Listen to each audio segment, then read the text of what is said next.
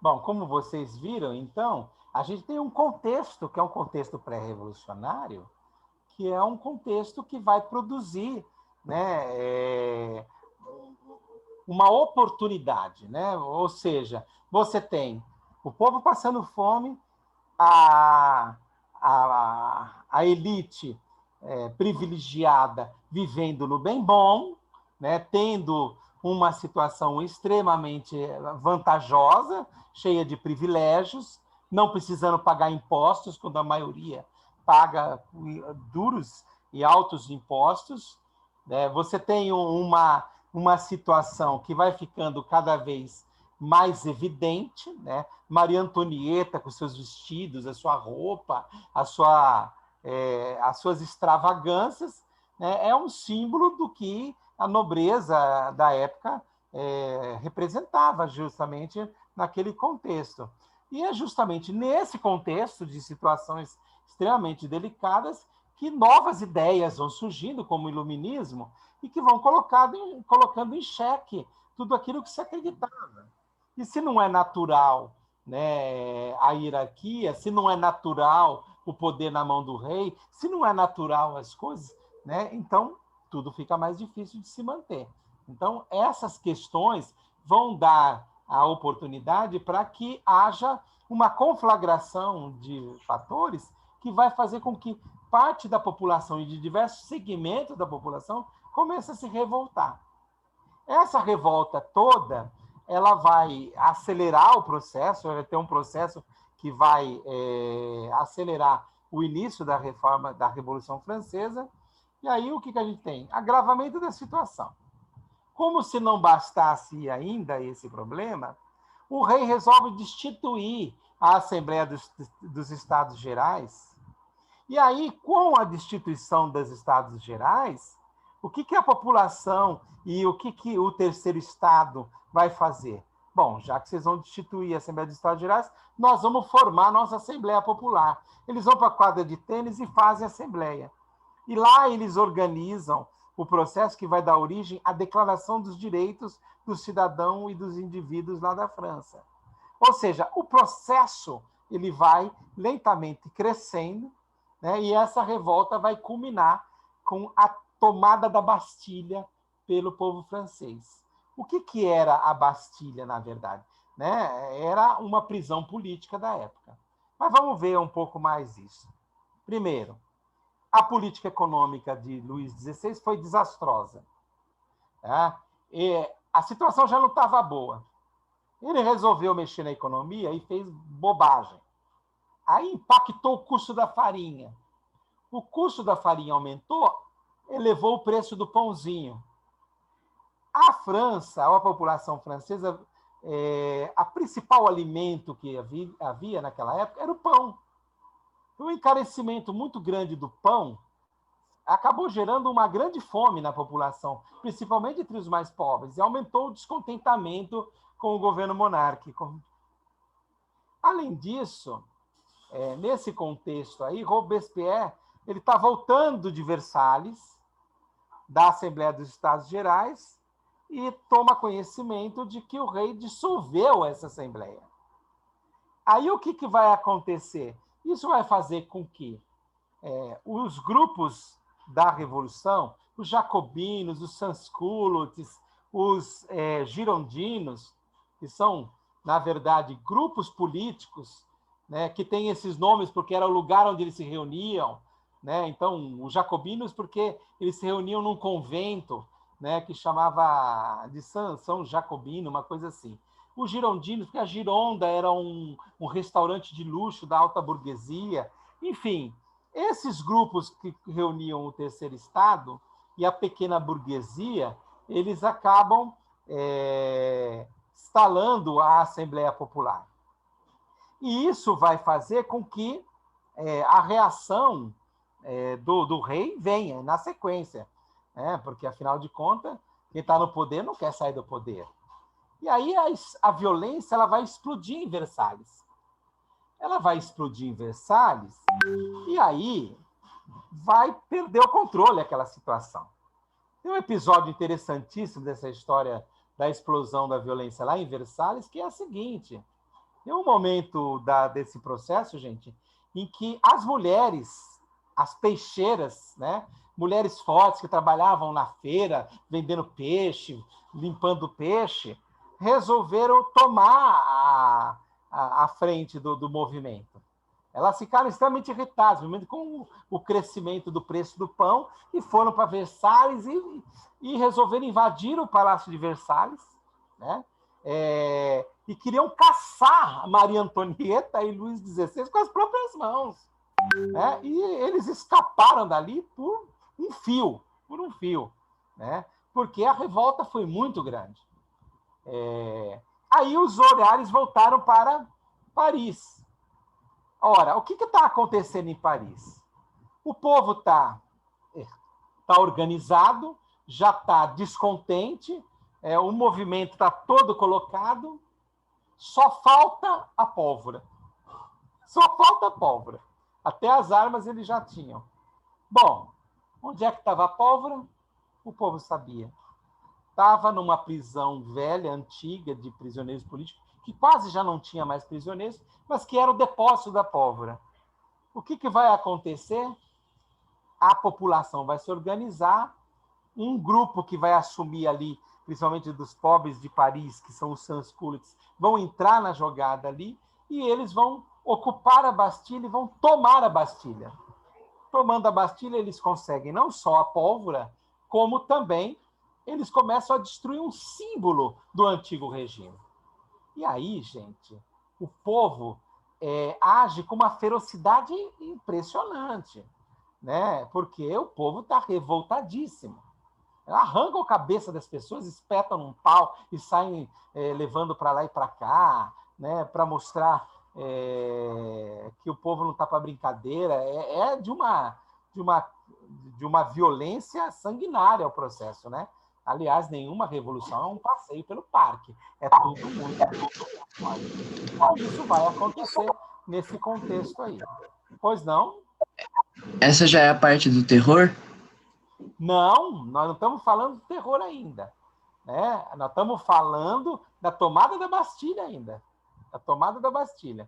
Tá? É o começo do processo. Tá? Todo mundo reunido. É girondinos, é jacobinos, é todo mundo junto contra, naquele momento, o antigo regime. Em 14 de julho de 1789, há a tomada da Bastilha e, a partir dali, começa a Revolução. Uma revolução que vai durar 10 anos, gente. Não é alguma coisa que começa em 14 de julho e acaba na semana seguinte. São 10 anos de guerra, são 10 anos, né, de transformações que vão fazer com que a Revolução se instale. Bom, agora, para a gente entender um pouco melhor e para a gente dar uma melhor refletida, eu vou colocar um outro trecho aqui do vídeo, tá? Que mostra um pouco esse processo aí ocorrendo. A sua fala. Paravam nos portão. Nós para pedir liberdade, igualdade para a Revolução. Versalhes, no final do século XVIII, era um oásis de extravagância rodeado por uma terra em desespero. E com um rei inseguro no leme, a França seguia o caminho certo para o desastre. Depois de 19 anos de casamento, Luís tinha 4 filhos. Só que, como rei, continuava impotente. Em uma tentativa de demonstrar liderança, Luís ousa fazer reformas financeiras. Mas sua falta de conhecimento sobrecarrega os pobres com impostos pesados, enquanto a nobreza não paga por nada. Com a economia em ruínas e o povo agitado, parecia que até os céus estavam zangados, torturando a França com o pior inverno em 90 anos. Se Deus alguma vez interveio para piorar a situação, o verão de 1788 e a primavera de 1789 foi o momento em que isso aconteceu. No verão de 1788 já existia uma crise política germinando e ela desenvolvia-se ao mesmo tempo que uma grave diminuição de alimento. Para o povo da França do século XVIII, a farinha era a essência da vida. O pão, a medida da existência. A pessoa mais simples da França consumia pelo menos 1 quilo de pão por dia. O pão era muito importante. Seu preço foi sentido por todo mundo. Se o preço dobrasse, era um sinal de más notícias. Com os enganos financeiros cometidos por Luís, o custo da farinha aumentou horrivelmente. A quantidade de alimentos era pequena. E o custo de um pãozinho logo era igual ao do salário de um mês. A fome tornava-se ira. Revoltas surgem por toda a França. Casas são destruídas. Padarias são roubadas e os padeiros que não podiam mais vender o pão eram linchados.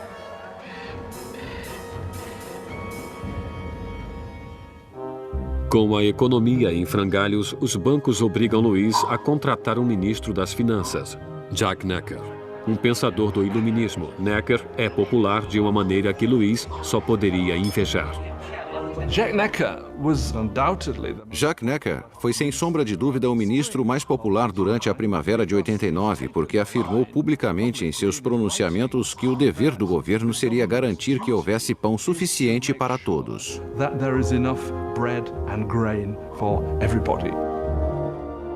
Como a nação em uma crise fiscal, Necker insiste que Luís faça uma reunião do corpo representativo tradicional do reino, os Estados Gerais.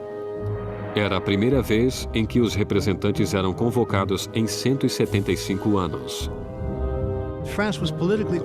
A França estava organizada politicamente em algo chamado de 3 estados. O primeiro estado era o clero, o segundo era a nobreza e o terceiro todos os outros. E segundo os censos contemporâneos, os 2 primeiros estados ocupavam 3% da população e o terceiro estado 97%. Muitos julgaram o fato injusto para com o terceiro estado, que era a maioria da população, ter somente 1/3 dos representantes. Sentiram que seria injustiça a existência de um parlamento com 3 câmaras, onde 2 delas, a nobreza e o clérigo, venceria nos votos o povo. 4 de maio de 1789. Um jovem e habilidoso advogado e político chegou a Versalhes. Maximilien Robespierre chegou para ficar diante dos Estados Gerais como representante, para lutar por uma voz justa para o povo que ele representava, o terceiro Estado.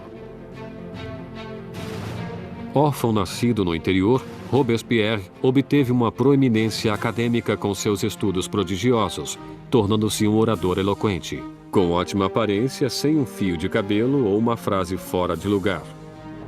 Em casa, na pequena cidade de Arras, as ideias do iluminismo que absorvera nos salões de Paris fundaram uma voz poderosa, e ele tornou-se o mais importante advogado do local. Quando ele voltou para Arras e começou a praticar como advogado, lia tudo sobre o iluminismo. Robespierre era alguém que, quando praticava leis em Arras, tentava levar as ideias do iluminismo para os casos que defendia. No Estado Geral, Robespierre e seus colegas exigiam que a nobreza e o clero pagassem impostos, mas Luís sentia-se tremendamente ameaçado pelo crescente radicalismo do terceiro Estado. Quando, no dia 20 de junho, depois de um impasse de 6 semanas, os representantes chegaram para descobrir que seriam silenciados.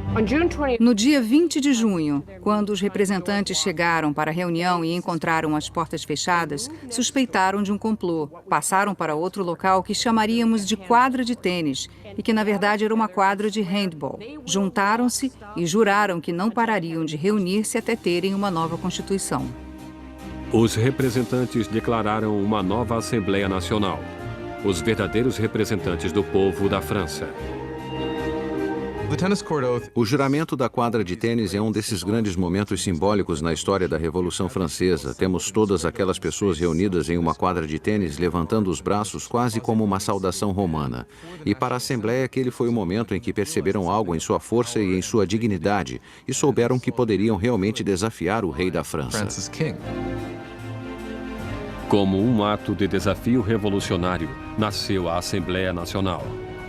Será uma comunhão de vozes de todo o país, um corpo parlamentar executando a vontade do povo. Mas tirar o poder do rei não seria tão fácil quanto assinar uma simples proclamação.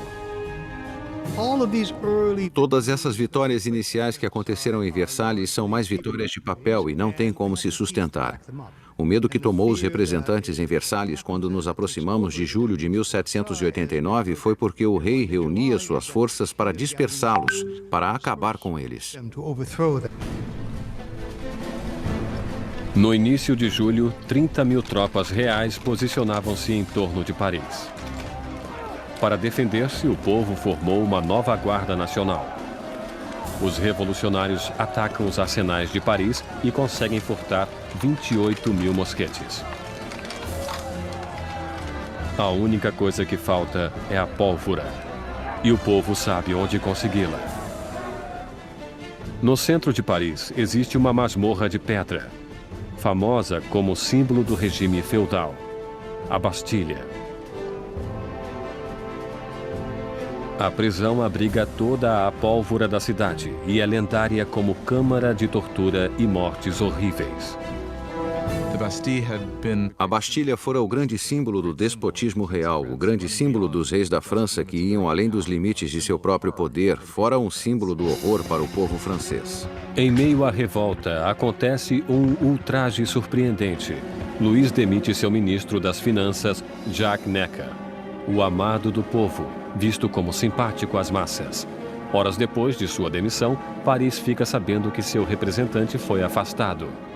Não restou mais nada além da revolta. No dia 14 de julho, multidões reuniram-se identificando-se com um pequeno penacho vermelho e azul, as cores de Paris, separadas pelo branco, a cor da causa dos Bourbon. Nascia o tricolor. E entre a multidão enfurecida, uma voz grita: para a Bastilha. Atacar a Bastilha significava que o povo de Paris dizia: não se livrarão da nova Assembleia Nacional. O povo está agindo, está armando-se e basicamente diziam: estamos do lado da revolução. Vendo o exército que aproximava-se, o governador da Bastilha, Bernard de Launay, tentou trancar a prisão. Armou uma defesa inútil, mas os saqueadores invadiram a fortaleza e atiraram-se sobre os guardas com facas e lanças. Finalmente, de Launay rende-se, mas a multidão furiosa arrasta-o pelas ruas. Os saqueadores exaltados chutam e esfaqueiam-no até que ele grita: matem-me de uma vez. E a multidão obedece. Ele é assassinado e nasce uma tradição revolucionária. Sua cabeça decepada desfila enfiada em uma lança.